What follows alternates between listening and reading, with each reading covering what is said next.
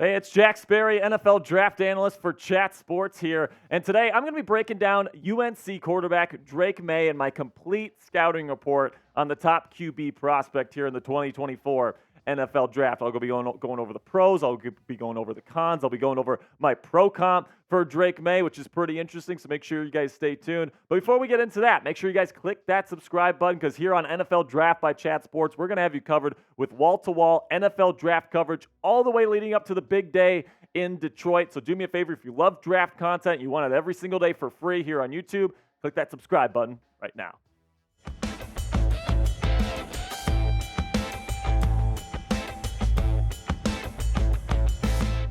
Drake Maye and Jayden Daniels are considered two of some of the top quarterback prospects in the 2024 NFL Draft. And today on the Commanders Report, I'm going to tell you which of these two guys should the Commanders take at number 2 overall this year, as it looks like Chicago is gearing up to take Caleb Williams number 1 overall. Before we get into their scouting reports and eventually who I think the Commanders are going to take this year at number 2 overall, make sure you guys stay tuned for which guy I think that they should take. Just so you guys know, we have put out a couple of really good videos here breaking down the whole number 1 pick Caleb Williams situation. We broke it down yesterday on the show where Adam Schefter says the Commanders likely won't be moving up to number 1. If you want to check that video out, I'm going to put the link in the comments and description. And then, if you're somebody that wants to know whether Caleb Williams is actually worth the hype, we actually did a scouting report on him. We gave him his own video here on the channel. We did that last week. So if you want that one, you can go ahead and click the link in the comments and description as well. And also make sure you guys click that subscribe button because we're going to have this premium Commanders draft coverage all throughout the 2024 offseason. So to never miss a video, make sure you guys click that subscribe button for me right now. So first, let's talk about Drake Maye, the quarterback out of UNC. And listen, man, this is somebody that's been rumored and has been projected towards the top of the draft here for a couple of years now. So you look at his profile here, he is 21 years old, so he is on that kind of moldable, kind of younger side of the equation here. His Pro Football Focus grade was over a 90, which is an elite grade. It was 16th in the country last year. And then on Pro Football Focus's big board right now, he is ranked 3rd overall, which is the 2nd overall quarterback. So if you take a look at his stats from last year, the numbers did go down, and this is why some people are projecting Jayden Daniels over Drake Maye, because Maye didn't necessarily finish his career in maybe the way that he would have wanted. The yards were way less. Completion percentage was a couple points lower, way less touchdowns, more interceptions, a lower quarterback rating, all these different things. But the thing that I will say about Drake Maye here in defense of Maye is that he didn't have the best help at North Carolina. So let's break down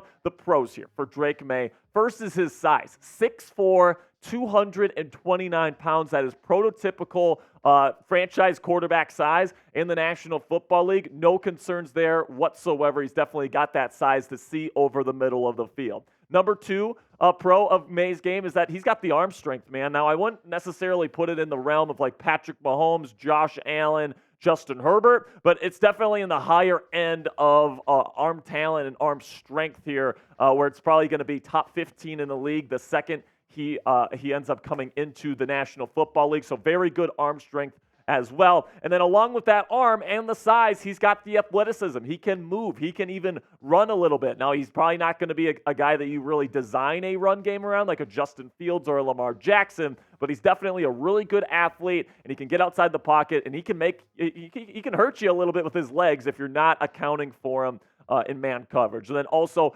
playmaking, something that's maybe a little bit underrated in Drake Maye's game, because Caleb Williams and Jayden Daniels in their ability to get outside the pocket, but Drake Maye has a bunch of really good highlights on his college film, getting outside the pocket, throwing on the run, making creative plays. He's got kind of that playmaker instinct that you look for in the star quarterbacks in the National Football League. That's definitely a strength of his game as well. And then also, something that I really like about Drake Maye is that he played under adversity at the University of North Carolina last year. The offensive line was one of the worst in the country last year. And then his number 1 receiver, just to show you how bad his receivers were at North Carolina in 2023, his number 1 guy, Tez Walker, was the worst wide receiver at the Senior Bowl. All right, Tez Walker going into Senior Bowl week was being projected by some as a first-round pick because Drake Maye was throwing him the football. Then when he gets away from Drake Maye and some of the other quarterbacks are throwing him the ball. He's dropping everything. He's not running good routes. He's not winning in man coverage. And it just seems like Drake Maye completely elevated everybody in that North Carolina locker room and offense this past year, which tells me that he's used to playing under duress. He's used to playing under pressure. He's used to playing with receivers that aren't getting a bunch of separation. And I think that's good for his preparation for the National Football League, because it's not always going to be sunshine and rainbows. You're not always going to have clean pockets and wide open receivers in the league. You're going to have to face adversity, especially if you're going to be a high draft pick and you're going to one of the worst teams in the league. So that's definitely something I like in Drake Maye's profile. Now, some of the cons here, I got two major cons in this game. Number one, footwork can be a little bit sloppy, all right? It can get a little bit choppy for me. He doesn't really play with fantastic base like somebody like Caleb Williams plays with or Jaden Daniels plays with. We'll get to his footwork here in a while, but Drake Maye kind of plays more upright, a little bit more bouncy, a little bit of Jordan Love in him, and that's not something that I think is super good for in terms of his accuracy. He's not inaccurate by any stretch of the imagination, but the footwork does lead to some inaccuracies at times, especially down the field. So that's definitely something to keep in mind. Overall, it's okay, but it's definitely not a strength of Drake Maye's game. It's something that he's going to have to work on at the next level. Number two con on my list is touch passing. So you look at some of the best quarterbacks in the National Football League: Patrick Mahomes, Aaron Rodgers, Brock Purdy even, throws with great touch, can throw to the intermediate parts of the field, can layer throws over defenders, and in front of the deep defenders. That's a strength that a lot of top quarterbacks in this league have, and that's not necessarily something that Drake Maye does too often. Now, it's not terrible, but he likes to throw that line drive throw instead of that nice little 9-iron, that little bit of an arc. He doesn't have a ton of arc on his deep ball either, which leads to some inaccuracies as well. It's harder to catch a flat deep ball than it is an arcing one. So that's something to keep in mind. Now, there are quarterbacks in the league that don't really throw with touch that are successful. Just look at Justin Herbert, but it is something to keep in mind on Drake Maye's profile as we approach the NFL draft. And my high-end comp here for Drake Maye is a light version of Justin Herbert. He's not quite as big. His arm isn't quite as strong, but he plays the game in a very similar fashion to Justin Herbert. He's athletic. He can move, but he's not necessarily a dynamic runner. He's a bigger guy. He's got a strong arm. He kind of has that line drive throw. Doesn't really throw with a whole lot of touch. I mean, the profile here between Drake Maye and Justin Herbert is very, very similar. So if you're looking for somebody with like 85, 90% of the arm of Justin Herbert, that plays a game very similar than he does, Drake Maye is probably going to be your guy. But then also the low-end comp here, somebody that's athletic, somebody that has a pretty good arm, all these different things. The low-end comp here is going to be Ryan Tannehill. Now, Ryan Tannehill had some really good years in the league. In the right system there in Tennessee with Arthur Smith calling the plays, Ryan Tannehill is a really serviceable NFL starter. So this is probably the low-end comp for me. I do think that the ceiling